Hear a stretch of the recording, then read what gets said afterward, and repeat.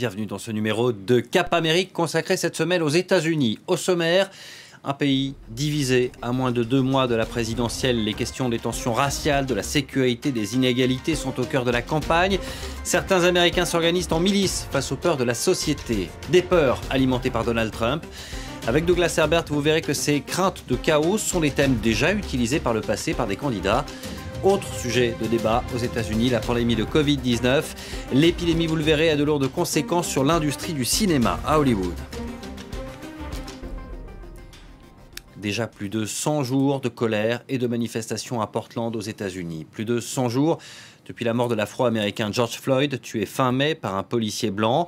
C'est notre chiffre de la semaine. Les Américains votent dans moins de 2 mois pour désigner leur président et ils vont faire leur choix dans une société donc très divisée. Une partie des États-Unis s'élève contre les violences racistes et policières. Une autre réclame le retour à l'ordre. Pour cela, des milices se sont même formées et se disent prêtes à se servir de leurs armes. Reportage Agnès Varamian, Fabien Fougère.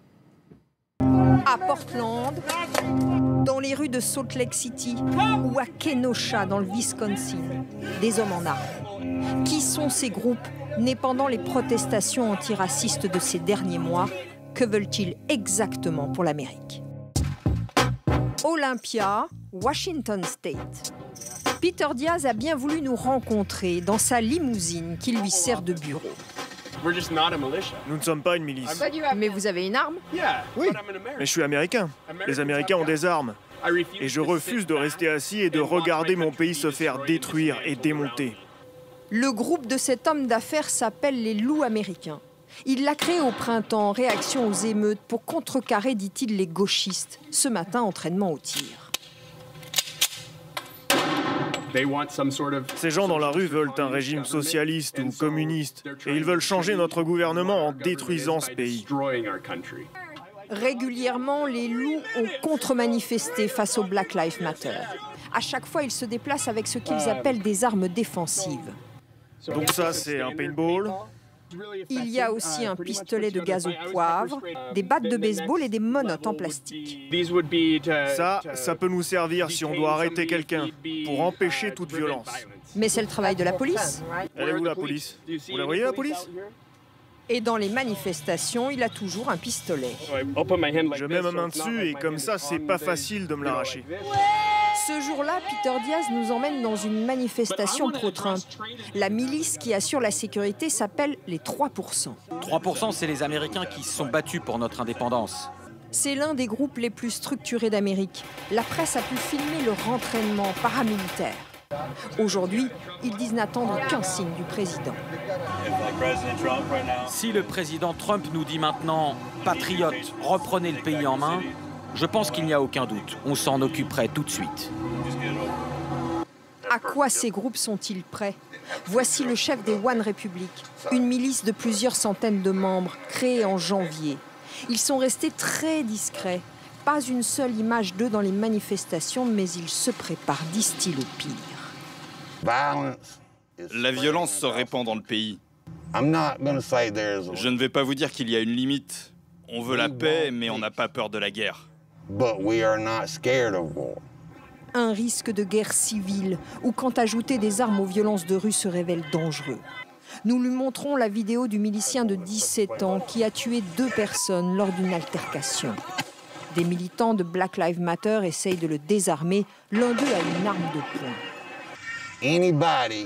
Si quelqu'un regarde cette vidéo attentivement, il va voir que c'est de la légitime défense. Aux États-Unis, ces milices sont légales en vertu du droit du port d'armes. Facebook a supprimé des centaines de pages de ces groupes qui appelaient à s'armer. Ces milices nées ces derniers mois sont loin d'être toutes racistes. Et même si elles ne sont pas anti-gouvernement, le FBI les surveille de très près. La violence sur fond de campagne électorale est en effet le risque numéro 1 aujourd'hui aux États-Unis. C'est donc une campagne électorale marquée par la violence dans la rue et dans les mots. C'est l'heure de retrouver Douglas Herbert, notre chroniqueur américain, pour en savoir plus sur les dessous de cette campagne. Bonjour. Bonjour Douglas. Donald Trump, il est le président autoproclamé donc de la loi et de l'ordre. Il dresse un tableau apocalyptique de l'Amérique où personne ne serait à l'abri du chaos si Joe Biden est élu. C'est un discours bien rodé depuis des décennies dans la vie politique américaine. Absolument, c'est pas Donald Trump qui a inventé ce slogan, bien qu'il ait exacerbé. En fait, c'est un discours, un message bien rodé, bien ancré dans l'imaginaire collectif américain, et ça remonte aux années 60. C'était bien sûr l'époque où l'Amérique était en proie à un mouvement pour les droits civiques des Afro-Américains, et les grandes villes des États-Unis, pendant les années 50, 60, étaient le grand théâtre de violence urbaine, des émeutes, en fait. Et ce qui est intéressant, lors de l'élection, dès l'élection présidentielle de 1964, c'était un candidat républicain qui s'appelait Barry Goldwater qui a évoqué le thème du retour à la loi et à l'ordre dans son discours d'acceptation de la candidature républicaine. 2 ans plus tard, c'est au tour de notre républicain, celui qui s'appelait Ronald Reagan, qui se présentait au poste de gouverneur de Californie, qui, une fois de plus, il a pris le témoin, il a repris ce discours, cette rhétorique populiste. Et maintenant, et voici le moment clé de cette histoire, c'est Richard Nixon, on connaît bien le nom, qui a fait de la loi et de l'ordre la pièce maîtresse de sa campagne présidentielle en 1968, tenant des propos alarmistes dans cette publicité. Regardons. Let us recognize that the first civil right of every American is to be free from domestic violence. So I pledge to you, we shall have order in the United States.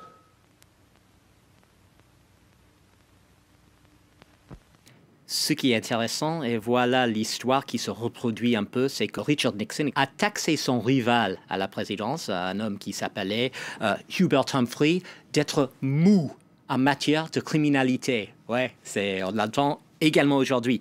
Implicite dans ce message, dans ces slogans, c'est une idée tout à fait raciste. C'est le mythe de l'homme noir, un Afro-Américain en colère, qui va envahir votre communauté, et mettre vos jours en danger, en péril.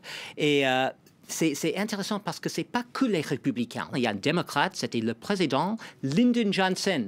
C'est le président peut-être que vous connaissez parce que c'est celui qui a rêvé d'une grande société américaine, sans pauvreté, sans exclusion raciale, mais en même temps, qu'est-ce qu'il a fait? C'est Lyndon Johnson qui a lancé la guerre contre la criminalité.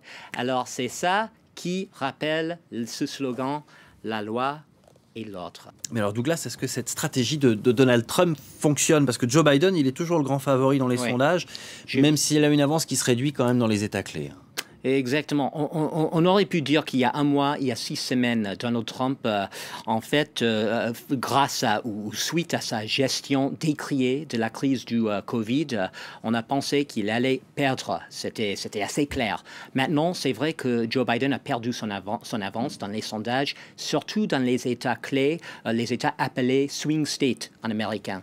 Qu'est-ce qui se passe maintenant? Alors, c'est que oui, dans une certaine mesure, la stratégie Donald Trump de marteler sur le message, le slogan de la loi et l'autre, ça marche. Ce qui permet à Donald Trump de détourner l'attention et les sondages du Covid et jouer sur ce slogan. Cela dit, ça peut être toujours Joe Biden qui va à la fin gagner l'élection grâce aux femmes blanches. Les femmes blanches qui sont éduquées, instruites, qui habitent dans les banlieues américaines. Quand je parle de la banlieue américaine, je parle des suburbs américains. C'est pas comme en France. C'est pas les banlieues en Europe. Voilà, c'est des suburbs huppés, coussous un peu. Voilà. Et avec des femmes blanches, s'ils abandonnent Trump, parce qu'ils ont voté largement pour Trump en 2016, ça pourrait jouer en faveur de Biden. Il pourrait remporter la victoire. Il y aura aussi, et c'est pas un petit détail, les débats. Il y en aura 3. Il y a beaucoup de gens qui vont regarder des dizaines de millions d'Américains, et ça peut également détenir la clé de cette élection. Et on suivra cela, notamment avec vous. Merci beaucoup, Douglas Herbert. Autre grand sujet d'actualité qui marque cette campagne et qui pourrait avoir des conséquences dans les urnes, on l'a évoqué à l'instant, la pandémie de Covid-19. Elle a un fort impact sur l'économie et notamment sur l'industrie du cinéma. Depuis la réouverture des salles le 22 juin, la fréquentation est 3 fois plus basse que d'habitude. Sur les plateaux, les tournages se font au ralenti, sont retardés. Tout cela a un coût. Inès Olagaray avec nos confrères de France 2. C'est le grand vide à Hollywood. Des décors de western sans plus aucune caméra. de fausses rues mexicaines sans projet de film. L'industrie du divertissement américain est à l'arrêt. Le dernier James Bond a été repoussé au mois de novembre. Il était programmé pour avril. Le film Mulan, retardé aussi, ou encore Wonder Woman, la princesse des Amazones sera sur les écrans, mais pas avant octobre. En tout, c'est 70% de pertes pour le box-office. Quelques bonnes nouvelles malgré tout à Hollywood. Le très attendu Tenet de Christopher Nolan, dont les débuts en salle ont dépassé les espérances des producteurs. Les résultats de Tenet sont un indicateur. Avec déjà 150 millions de dollars de recettes, on voit qu'ils ont bien fait d'attendre que les cinémas rouvrent leurs portes. Ils vont rembourser leur budget et gagner de l'argent. Ça prendra peut-être juste un peu plus de temps que d'habitude. Certaines productions ont repris. Ici, près d'Atlanta, dans un camp façon caserne, 300 acteurs et techniciens vivent confinés. Testés à l'entrée, ils sont ensuite dépistés tous les 4 jours. Quand tout le monde est arrivé, ils sont restés dans leur chambre jusqu'au retour des résultats. On a trouvé 2 cas positifs qu'on a exfiltrés et de cette façon, on a pu préserver la bulle. Des repas individuels sont servis dans les chambres. Les masques sont obligatoires, sauf sur les plateaux de tournage. Il n'y avait pas de faille et chacun s'est responsabilisé. Mais Hollywood fait ses comptes, car les précautions sanitaires se chiffrent en millions de dollars. Cette société de production de Los Angeles n'a toujours pas rouvert ses portes. On est en train d'évaluer ce qu'il faut dépenser pour que les gens qui travaillent ici se sentent en sécurité. Aux États-Unis, 2 millions d'emplois dépendent de l'industrie du cinéma et de la télévision. Aujourd'hui, personne ne peut prédire quand les étoiles d'Hollywood pourront briller à nouveau. Voilà, coupé, on la garde. Vous pouvez retrouver cette émission, bien sûr, sur france24.com. À bientôt.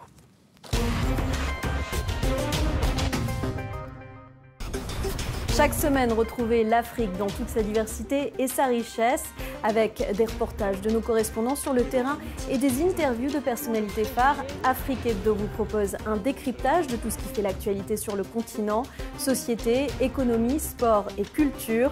On vous parle des grandes tendances, de projets novateurs et de parcours exceptionnels. Je vous donne rendez-vous pour Afrique Hebdo sur France 24 et france24.com. Parce que chaque jour est une page d'histoire qui se tourne. Parce que l'actualité n'attend pas. L'information, partout. En toutes circonstances. Sur tous les thèmes.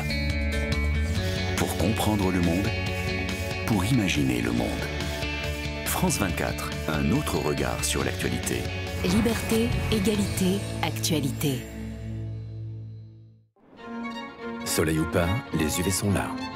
Regardez la météo et protégez vos yeux des UV avec les verres Zeiss UV Protect. Ces produits sont des dispositifs médicaux.